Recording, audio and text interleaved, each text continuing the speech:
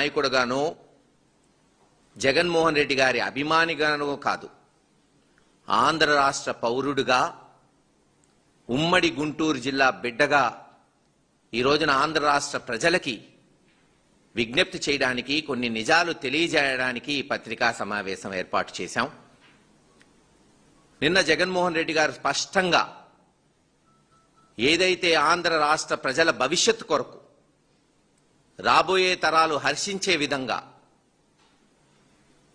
మ్యావ్ గన్ అనే ప్రతిపాదన ఆంధ్ర రాష్ట్ర ప్రజలకి, ఈ ప్రభుత్వానికి సూచించడం జరిగింది. అందరికీ తెలిసిన విషయమే, నిర్దాక్షిణంగా ఆంధ్ర తెలంగాణ విడిపోయినప్పుడు ఈ ప్రాంతానికి మరి వచ్చేసినప్పుడు అందరు నాయకులు కానీ మన రాష్ట్రం వేరైపోయినప్పుడు రాజధాని సెంటర్లో ఉండాలని అనేక ప్రతిపాదనలు రావటం, ఆ తర్వాత ఎలా అమరావతి తీసుకొచ్చాడు చంద్రబాబు నాయుడు గారు, ఎలా ముందు వేరే చోట్ల రాజధాని అని చెప్పి నూజువీడని, వేరే చోటని, ఇంకో చోటని, చివరికి అక్కడ తన మరి ఫాలోవర్స్ అనుకోండి, ఆయన వ్యాపార భాగస్వాముల చేత ముందే భూములు కొనిపించుకోవటం, ఆ భూములు పెంచడానికి ఎందుకు అక్కడ రాజధాని ఏర్పాటు చేశాడో అందరికీ తెలిసిన విషయమే. ఈ రోజున జగన్మోహన్ రెడ్డి గారు భావి తరాలకు ఉపయోగపడేటట్టు మచిలీపట్నం, విజయవాడ, గుంటూరు కలుపుతూ ఒక గ్రోత్ కారిడోర్ ఉండాలి.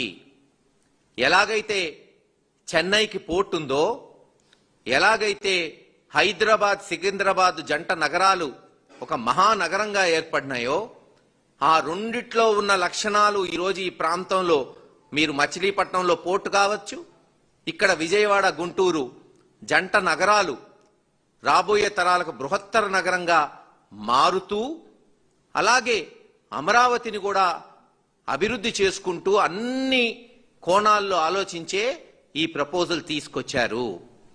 ఈ రోజున మేము చంద్రబాబు నాయుడు గారిని, ఈ కూటమి ప్రభుత్వాన్ని విజ్ఞప్తి చేస్తున్నాం.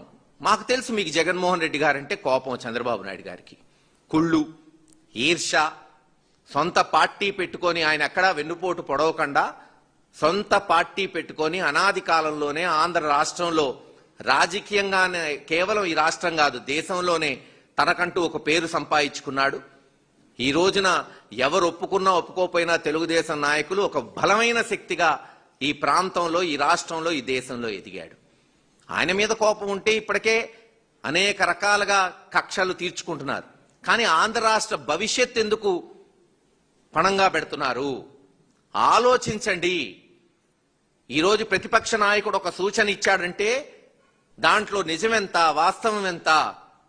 ఈరోజు ఒకటే చెప్తున్నాం, విజయవాడ, గుంటూరు నగరం, అక్కడే గనక మనం సెక్రటేరియట్, అసెంబ్లీ లేదు హైకోర్టు మధ్యలో కడితే, ఎక్కడైనా కావచ్చు, అది యూనివర్సిటీ పక్కన లేదు డీజీపీ ఆఫీస్ పక్కన కడితే 2-3 సంవత్సరాలను విజయవాడ, గుంటూరు, హైదరాబాద్ నగరం, సికింద్రాబాద్ లా కలిసిపోతాయి. భారీ నగరం ఏర్పడుతుంది, రాబడొచ్చిద్ది, అన్ని విధాలుగా కూడా మనకి ఉపయోగపడుతుంది. అలాగే ఇండస్ట్రియల్ కారిడోర్, ఏదైతే పోర్టు కావాలి, ఈరోజు చాలా మంది తెలంగాణలో కూడా అంటున్నారు హైదరాబాద్ నగరాన్ని మచిలీపట్నానికి కలుపుతారేమో, రేపు కలవాల్సి వస్తుంది. ఎందుకంటే హైదరాబాద్ నుంచి ఎక్స్పోర్ట్ చేయాలంటే మచిలీపట్నం పోర్టు ఏదైతే జగన్మోహన్ రెడ్డి గారు నాంది పలికారో రేపు అదే వాళ్ళకి మిగులుతుంది అనేది. అందుకే దాన్ని ఇండస్ట్రియల్ కారిడోర్ గా చేస్తే ఇండస్ట్రీ, ఇటు జంట నగరాలు, ఇటు అమరావతిలో ఎడ్యుకేషన్ ఇన్స్టిట్యూషన్స్ కావచ్చు, లేదు హెల్త్ సిటీ కావచ్చు, ఒక బ్రహ్మాండమైన విశ్వనగరంగా ఈ ప్రాంతం ఏర్పడుతుందనేదే ప్లాన్ బి. దీనికి ఎందుకు నిన్న జగన్మోహన్ రెడ్డి గారు చెప్పినప్పటి నుంచి తెలుగుదేశం నాయకులు చిందులు దొక్కుతున్నారు? బహుశా వాళ్ళు అనుకున్న దానికన్నా మెరుగైన ప్రపోజల్ని ఈరోజు జగన్మోహన్ రెడ్డి గారు తీసుకొచ్చారు అనే కుళ్ళు కుతంత్రం ఉండొచ్చు. ఎందుకంటే వాళ్ళు ఊహించుండరు ఇటువంటి ప్రపోజల్తో జగన్మోహన్ రెడ్డి గారు వస్తాడు, అందరికి ఆమోదయోగ్యమైన ప్రపోజల్ వస్తుందని బహుశా వాళ్ళు ఉండకపోయి ఉండొచ్చు. ఈ రోజైనా చెప్తున్నాం, ఆలోచించమని చెప్తున్నాం. ఎందుకంటే మీరన్నది ఏంది, మొట్టమొదటిసారి చంద్రబాబు నాయుడు గారు చెప్పింది 30,000 ఎకరాలు తీసుకున్నప్పుడు ఎక్కడా రూపాయి డబ్బు పెట్టక్కర్లేదు. ఇది సెల్ఫ్ ఫైనాన్సింగ్ సిటీగా తయారవుతుంది. అక్కడే భూములు అమ్ముకొని అక్కడ అభివృద్ధి చేయొచ్చు అని చెప్పారు. ఇప్పుడు తీరా ఈ సంవత్సరాలు గడిచిన తర్వాత ఇప్పుడేమంటున్నారు? సుమారు 1,00,000 నుంచి 2,00,000 కోట్లు అక్కడున్న 50,000 ఎకరాలకో 1,00,000 కోట్లకో కేవలం మౌలిక సదుపాయాలకి, అంటే రోడ్లకి లైట్లకి మాత్రమే, బిల్డింగ్లకు కాదు, రోడ్లకి లైట్లకి నీళ్లకే 2,00,000 కోట్లు ఖర్చు పెడితే ఒక రూపం వస్తుందంట ఆ 1,00,000 ఎకరాలు.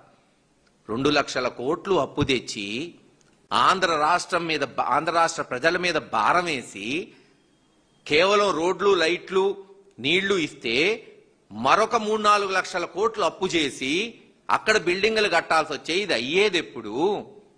ఆంధ్ర రాష్ట్ర ప్రజలు చూసేదెప్పుడు? ఈ అప్పు తీరేదెప్పుడు? ఆలోచించండి. ఇప్పటికీ తెలుగుదేశం ప్రభుత్వం 7 సంవత్సరాల్లో ఖర్చు పెట్టింది 8,000 కోట్లు మాత్రమే. ఎడాపెడా దోచుకోవడానికి ఢిల్లీ లేదు హైదరాబాద్ వంటి నగరాల్లో మహా అయితే చదరపడుగు 4,000, బాగా గడితే బ్రహ్మాండంగా గడితే 4,000 నుంచి 5,000 లోపల కడుతున్నారు. కానీ అమరావతిలో బహుశా అమెరికాలో ఉన్న ధరలు పాటిస్తున్నారు అనుకుంటా. 11,000, 12,000 చదరపడుగు గట్టి బిల్డింగులు కడుతున్నారంటే కాంట్రాక్టర్లకు ఎంత, లంచాలెంత, ముఖ్యమంత్రికి ఎంత, ఆయన మంత్రులకు ఎంత, వాళ్ళ ఆఫీసర్లకు ఎంత, ఈరోజు ప్రజలు అర్థం చేసుకోవాలి. ఈరోజు జగన్మోహన్ రెడ్డి గారు పెట్టిన ప్రపోజల్ గనక క్షుణ్ణంగా పరిశీలిస్తే కేవలం 2,00,000 కోట్లలో 10% 10-20 వేల కోట్లతో విశ్వనగరం ఇక్కడ సృష్టించవచ్చు. విజయవాడ గుంటూరుని కలిపేయొచ్చు. వెంటనే ఏమవుతుంది? ఈ 10,000 కోట్లు మనం పెట్టి సెక్రటేరియట్ గాని, అసెంబ్లీ గాని, హైకోర్టు గాని, లేదు ఇతర మౌలిక సదుపాయాలు గాని విజయవాడ గుంటూరు మచిలీపట్నం మధ్య మనం నెలకొల్పితే ఈరోజు విజయవాడలో గజం 1,00,000 ఉందబ్బా. 3 లక్షల ఇది 2,000లో గజం. గుంటూరులో 90,000 ఉన్న గజం 2,70,000 అయింది. ప్రజల వ్యాపారాలు, రాబడి, జిఎస్టీ, సేల్స్ ట్యాక్స్, వ్యాట్ అన్నీ పెరుగుతాయి. ఒక విశ్వనగరంగా తయారవుతుంది. అందుకే వైఎస్ఆర్సీపీ పార్టీ జగన్మోహన్ రెడ్డి గారు ఒక ఆమోద్యమైన ప్రపోజల్ తీసుకొచ్చారు. ఒప్పుకుంటా, ఈరోజు చంద్రబాబు నాయుడు గారు ఆయన మీద కోపంతో ఇది గనక విస్మరిస్తే రాబోయే కాలంలో దీని మీద డిబేట్ జరిగిద్ది.